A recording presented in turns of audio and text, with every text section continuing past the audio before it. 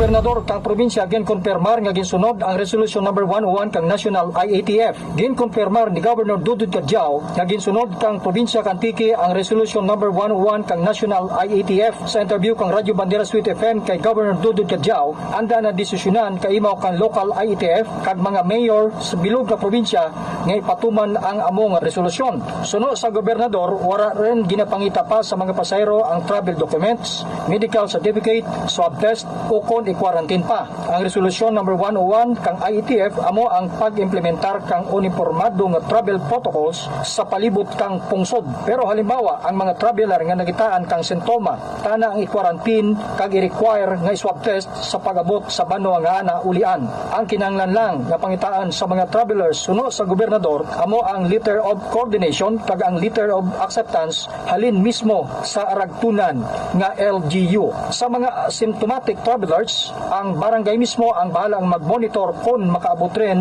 sa andan nga pamilya. Report nagikan sa may probinsya Kantiki. Ako si June Pagutaw, taga Bandera sa matod nga serbisyo publiko kag Kalingawan. Sa Antique, Radyo Bandera.